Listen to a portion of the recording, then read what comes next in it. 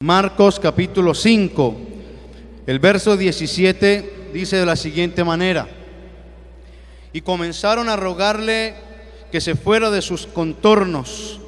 Al entrar él en la barca, el que había estado endemoniado le rogaba que le dejase estar con él.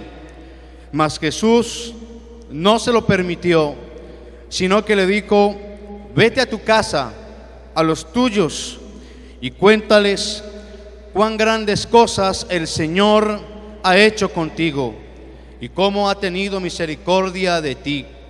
Y se fue y comenzó a publicar en Decápolis cuán grandes cosas había hecho Jesús con él, y todos se maravillaban. Digamos gloria a Dios. Pueden sentarse, hermanos. Gloria a Dios.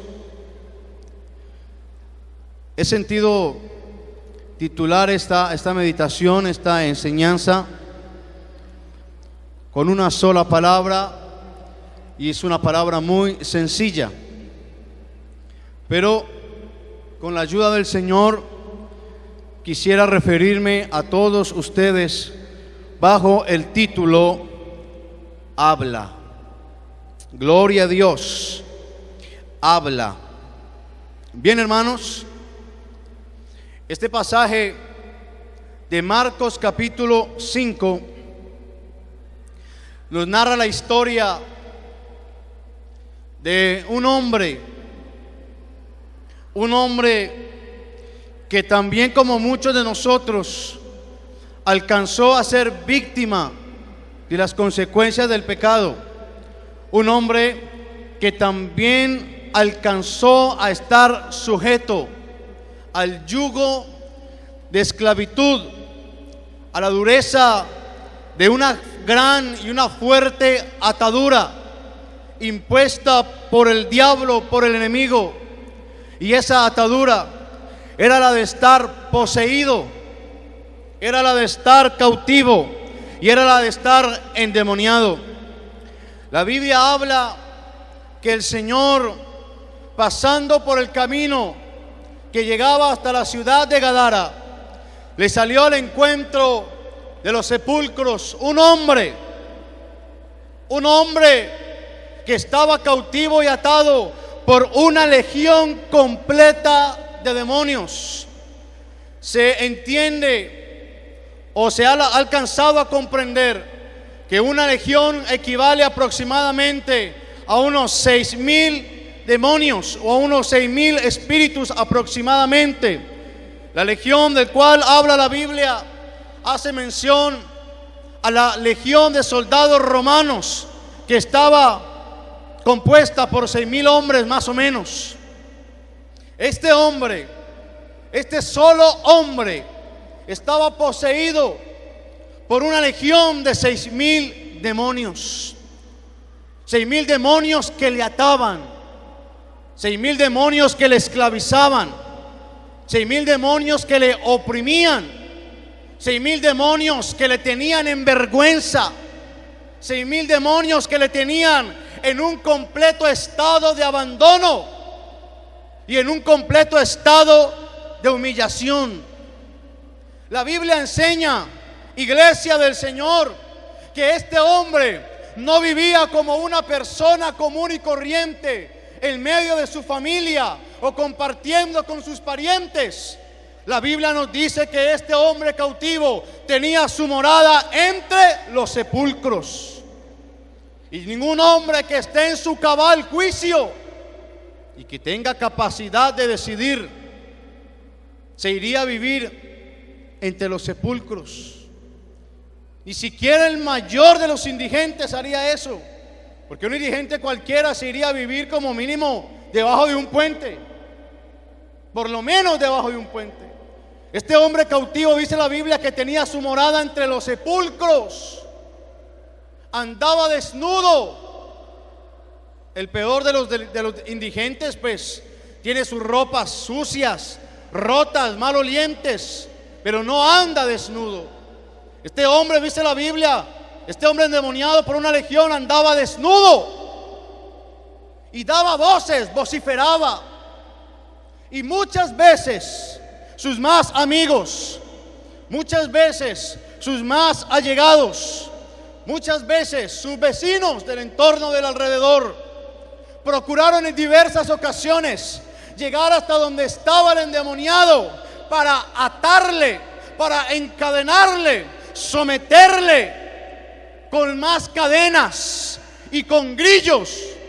Pero dice la palabra del Señor que este hombre o estos espíritus tenían tal fuerza, tan impresionante, que las cadenas con las que le ataban a aquel hombre o aquellos endemoniados las rompían y las hacían pedazos, y aún los grillos los abrían con mayor facilidad que un hombre en su cabal juicio.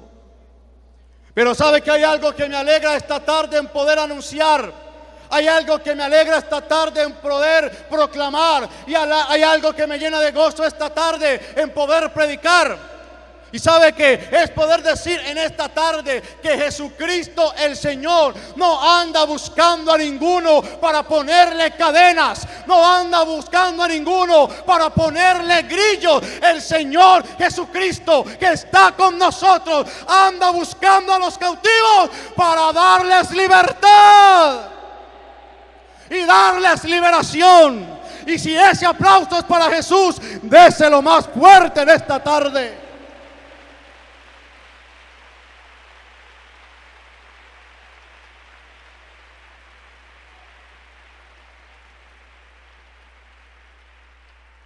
¿Qué cosas? Cuando el hombre no conoce a Dios y no tiene a Dios, queriendo buscar cualquier salida a su situación y queriendo buscar cualquier beneficio para él, fácilmente resulta estando más atado y más perdido de lo que estaba antes. Cuando la gente no conoce a Dios, se hunde en la nueva era. Cuando la gente no conoce a Dios, se hunde en medio de la hechicería. Cuando la gente no conoce a Dios, se vuelve esclava de la superstición, y se vuelve esclava del naipe, y se vuelve esclava del tarot, y se vuelve esclava del tabaco, y se vuelve esclava del riego, y se vuelve esclavo de la herradura, y se vuelve esclava de la pata de conejo, y se vuelve esclavo del rezo, y se vuelve esclavo de cuanta cosa encuentra. Pero cuando un hombre o una mujer se encuentra con Jesucristo, tiene la libertad que solamente Dios puede ofrecer y brindar a un alma que está atribulada. Oh, aleluya. Yo digo gloria a Dios. Yo digo gloria a Dios. Yo digo gloria a Dios. Y ese cuadro que parecía tan patético, ese cuadro que parecía tan bajo, ese cuadro que parecía tan irreversible, comenzó a cambiar y a hacerse distinto, porque los demonios que vociferaban, los demonios que maltrataban, los demonios que atemorizaban, dice la Biblia que llegaron los 6,000 completos, o la legión completa, postraditos y sumisos delante de la presencia del Señor. Y es que la Biblia dice que ante el nombre de Jesús se doblará toda rodilla, de lo que está arriba en el cielo, abajo en la tierra y aún debajo de la tierra, y que toda lengua confesará que Jesucristo es el Señor. Si alguien lo confiesa, también diga gloria a Dios. Si alguien lo confiesa, también diga gloria a Dios. Escúcheme, la historia del hombre endemoniado comenzó a tener un revés. La historia del hombre cautivo comenzó a tener un revés, un cambio impresionante el día que Jesús se cruzó por ese camino que estoy seguro muchos no querían cruzar. Los demonios comenzaron a decirle: Señor, ¿por qué nos atormentas antes de tiempo? Permítenos permítenos ir a ese hato de cerdos que está allá, porque el Señor les mandaba con autoridad que saliesen de ese hombre. Fíjese usted. Y la legión que antes no se le sometía a nadie que llevaba cadenas, la legión que antes no se le sometía a nadie que llevaba grillos, la legión que no se le sometía a nadie cuando llevaban palos o armas o multitudes para dominarlos, comenzó a sucumbir y comenzó a doblegarse delante de la presencia de aquel que es conocido en esta tarde como el Todopoderoso. Gloria a Dios, hermano. Y tan pronto escucharon la orden, se fueron para el hato de cerdos que habían allí. Dice la Biblia que habían como 2,000 cerdos más o menos. Un hato como de 2,000 cerdos. Es decir, que si habían como 6,000, entonces a cada cerdo podríamos decir que le tocaban como de a 3. Y ni siquiera con 3, ni siquiera un solo cerdo con 3 pudieron soportarlo. Y se precipitaron por un abismo. Y un solo hombre estaba soportando una legión de 6,000. Pero poderoso es el nombre de Jesucristo. Porque si el diablo vino para hurtar, matar y destruir, Jesucristo ha venido para que tengamos vida y vida en abundancia. Digamos gloria a Dios. En fin, hermanos, Dios hizo la obra, Dios se glorificó. Porque la Biblia dice que no hay nada imposible para Dios. Y si hubieran sido 10,000, los 10,000 los hubiera sacado Jesús. Y si hubieran sido 20,000, 20,000 los hubiera sacado Jesús. Él es el Todopoderoso. Y dice la Biblia que cuando aquel hombre estaba sentado y en su cabal juicio, después de no sé cuántos años, después de no sé cuánto tiempo, de ser la burla, de ser la humillación, estaba sentado en su cabal juicio. Y aunque había estado atormentado por esos demonios, escúcheme, él sabía lo que había sucedido en su vida. Y él sabía la obra que el Señor había hecho en él. Es por eso que cuando Jesús se sube en la barca para ir al otro lado del mar, entonces él tiene el afán y el deseo de subirse con él, porque le quiere seguir, porque quiere estar con el Señor. Pero el Señor le dice: no, Señor, no vengas conmigo, no te subas a la barca. Tengo un propósito contigo. Ve a los tuyos, preséntate a los que tanto te esperan, muéstrate a los que tanto te han llorado, acude a donde tanto te han extrañado. Preséntate ante aquellos que te dieron por muerto y por perdido, y cuéntales y háblales y diles cuán grandes cosas ha hecho el Señor tu Dios contigo. Qué bueno es el Señor. ¿Sabe que el Señor hubiera permitido que él se fuera con la barca, se fuera con él? Porque al fin y al cabo Jesús quiso entrar a Gadara y no lo dejaron. Porque la Biblia dice que la gente se espantó y salió a decirle: mejor no entres, mejor no vengas aquí, mejor no vengas hasta acá, tenemos miedo y tenemos temor. Pero mire cómo es de bueno el Señor. Si no pudo entrar personalmente, digámoslo así, Dios fue tan bueno que comisionó a este joven para que él fuera su embajador y fuera su representante en esa región donde nadie lo había querido recibir. Y yo digo algo esta tarde: si Jesús hizo lo que hizo a las afueras de Gadara, ¿qué no hubiera hecho si Jesús hubiera entrado en Gadara ese día? Hermano, si Jesús ha hecho lo que ha hecho en una persona que ha venido a pedir oración y nunca más ha vuelto cuando Dios se glorifica, ¿qué no haría Jesús en esa persona si se entregara con un corazón sincero? Si Jesús ha hecho lo que ha hecho con alguien que envía una petición por escrito y no va a la iglesia y Dios se glorifica, ¿qué no haría el Señor en la vida de alguien que se postrara a los pies de Él para confesar que está necesitado del Salvador de su alma, que es el Señor Jesús? Pero el Señor lo que le dice es: no vengas conmigo, necesito que entres a Gadara. Y necesito que hables en Gadara.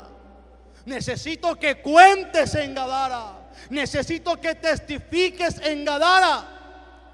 Y no estamos hablando solamente de Gadara, sino que la Biblia dice que este joven hizo como el Señor le había encomendado, y que anunció y testificó en la región de Decápolis. Decápolis era una región compuesta de 10 ciudades. Deca 10 polis, ciudad. Cuando usted lea la región de Decápolis, entienda que eran 10 ciudades que estaban conformando esa región. Entonces no solamente era la región de Gadara, eran 10 ciudades, eran 10 pueblos que necesitaban escuchar el testimonio de la fe de Jesucristo el Señor. Esa era la comisión. Gloria a Dios.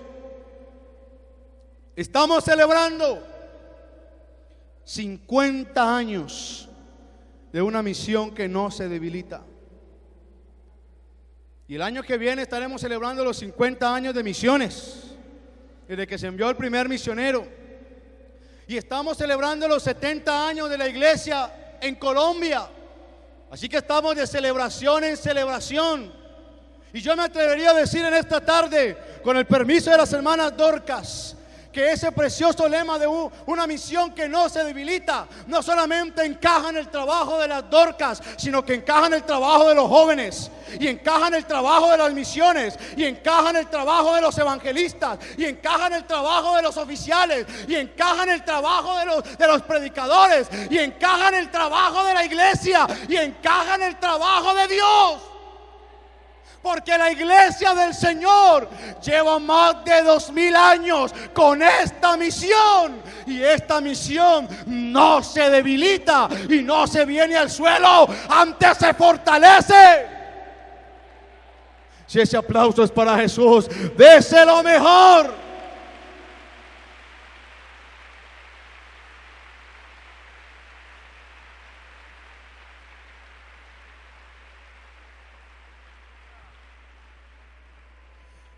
Dos mil años tiene la iglesia con una misión que no se debilita.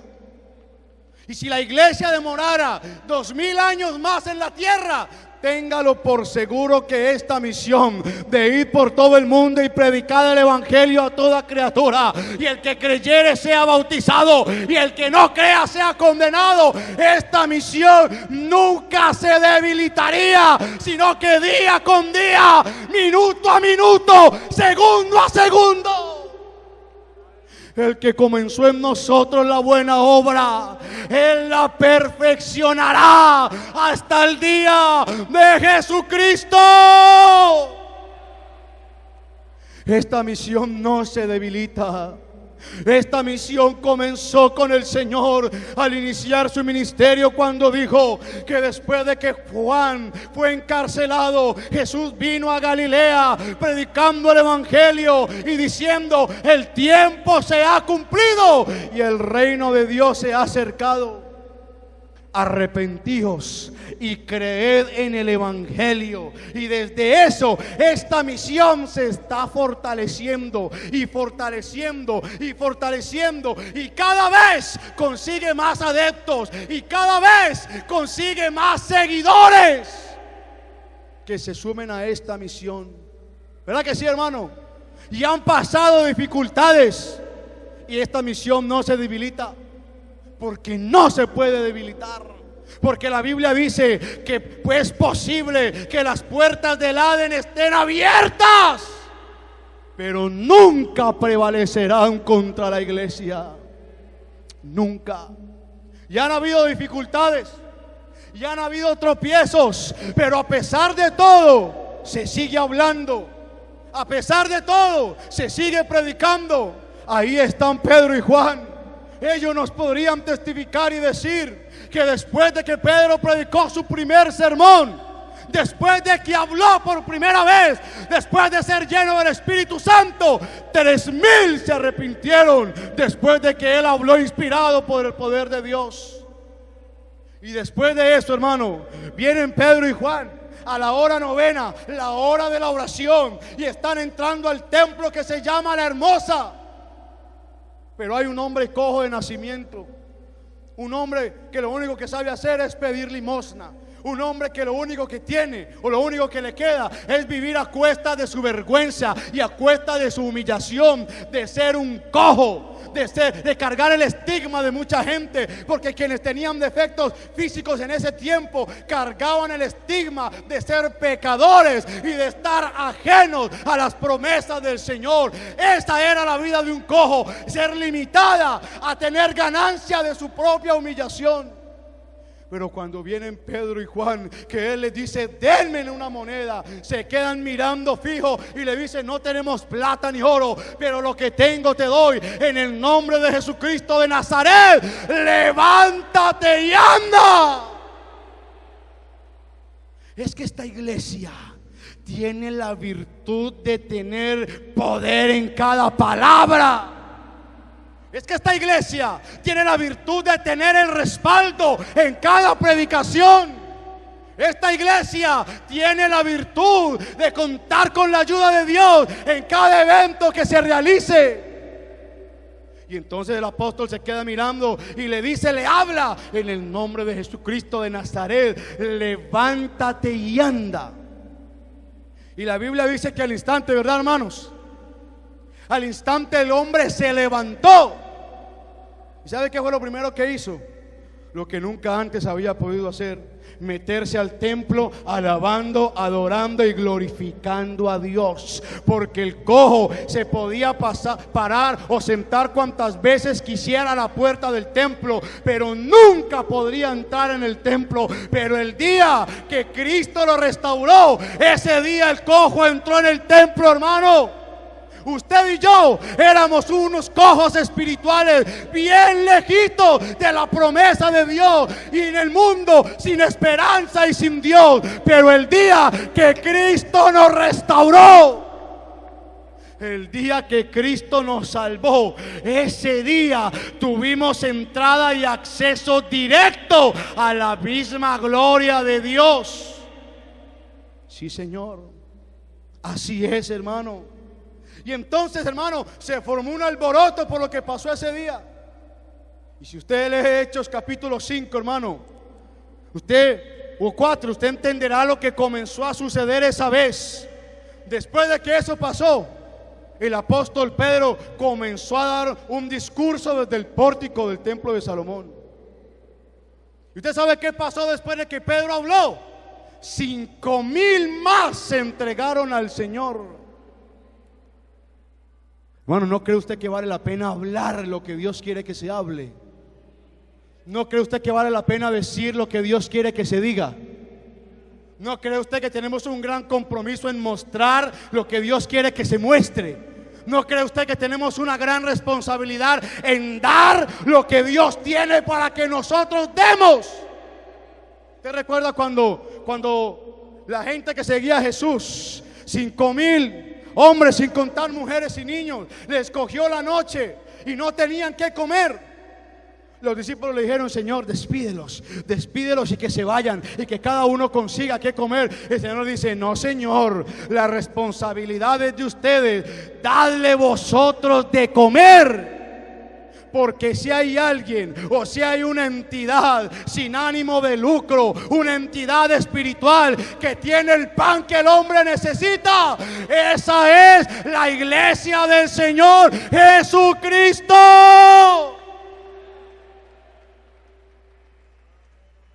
Sí, Señor, habla. Es lo que Dios le quiere decir en esta tarde: habla, testifica. Hoy perdemos cientos de oportunidades. Hoy perdemos cientos de opciones de testificar. porque nos estamos quedando callados y estamos guardando silencio y estamos encerrando aquí la gran verdad que le da libertad al pecador, porque la Biblia dice: y conoceréis la verdad y la verdad os hará libres.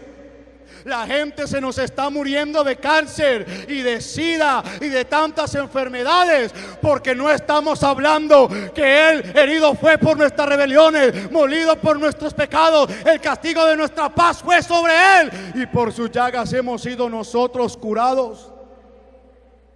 Hoy la gente anda errante de un lado al otro sin saber a quién acudir, cuando la iglesia puede darle una dirección exacta, precisa y concisa. Pero ¿sabe cuál es nuestro problema? Que nos estamos quedando callados, nos estamos quedando en silencio. Esta mañana estábamos escuchando la enseñanza sobre sembrar la semilla. ¿Y sabe qué es lo que pasa? Que los sembradores, incluyéndome yo tal vez allí, estamos saliendo a sembrar con la semilla aquí y queremos escoger el campo y queremos discernir qué campo sirve y qué campo no, qué campo es bueno y qué campo no. Déjeme decirle, hermano, que usted y yo no estamos puestos para eso. No, señor, usted y yo estamos puestos para sembrar y para dar la semilla, y el crecimiento ese lo da Dios, ese lo da Dios, ese lo da Dios. Ese aplauso es para el Señor esta tarde.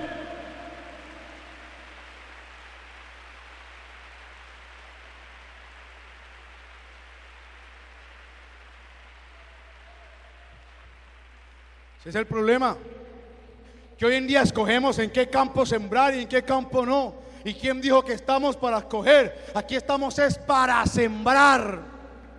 Lo que pase de ahí en adelante no nos corresponde a nosotros, no nos corresponde. Que si la gente después de que usted hable no presta atención, hermano, no tendrán excusa el día que tengan que darle cuentas a Dios, porque hubo testimonio para ellos. Hoy en día a ninguno le pegan por hablar, a ninguno lo meten a la cárcel por hablar, a ninguno lo sacan de su barrio por hablar. No, señor. Pero a los mártires de atrás de la fe, en el tiempo en que ser cristiano costaba la vida, en el tiempo en el que alguien se convertía, no porque el Señor me sanó y entonces me convierto, y si no me sana no me entrego, en el tiempo en el que la gente se entregaba porque se encontraba con Jesucristo, así les costara la vida. Ahí está Pedro y Juan, por haberle hablado en ese nombre al cojo y por haber predicado para que 5,000 se convirtieran, fueron llevados ante el concilio para que dieran una explicación por eso. ¿Qué es lo que pasa? ¿Por qué predican la resurrección de ese Jesús? Dices que ustedes no saben. Este Jesús que ustedes reprobaron ha venido a ser las piedras reprobadas por todos ustedes, pero es cabeza del ángulo y soporte de todas las cosas. Y cuando hablan así se quedan mirando y dicen: estos sí son Pedro y Juan, hombres del vulgo y sin letras, pero se nota que han andado con Jesús. Y le dicen: quédense aquí. Y entonces se salen del cuarto y comienzan a deliberar. No es posible, no es bueno, no nos conviene que sigan hablando en ese nombre. No sirve que sigan anunciando la resurrección. ¿Sabe por qué, hermano? Porque es que la resurrección de Cristo es la que le da base, piso, fundamento a todo lo que la iglesia predica. Porque si Cristo no hubiera resucitado, vana sería nuestra esperanza. Pero como Él resucitó y Él se levantó, tenemos que decir como el apóstol Pablo cuando dijo: y es Cristo en vosotros, la esperanza para gloria. No nos conviene que no sigan hablando. Y entonces entraron otra vez al cuarto donde estaban allá asegurados Pedro y Juan, y le dicen: les vamos a dar libertad, pero no queremos que vuelvan a hablar en ese nombre. Eso se acabó. Esa prédica, ese sermón, ese discurso se termina hoy. Y entonces el apóstol les dice: bueno, juzguen ustedes si es justo obedecerles a ustedes antes que obedecer a Dios, porque no podemos dejar de decir lo que hemos visto y oído. Ellos entonces les amenazaron y les soltaron, no hallando ningún modo de castigarles por causa del pueblo, porque todos glorificaban a Dios por lo que se había hecho, ya que el hombre en quien se había hecho este milagro de sanidad tenía más de 40 años. Y el compromiso de estos hombres era tan firme, hermanos, que la Biblia no dice que Pedro dijo: Juan, mejor vámonos de aquí, nos salvamos de esta, ahora sí aprovechemos y nos vamos. No, Señor. ¿Sabe qué hicieron?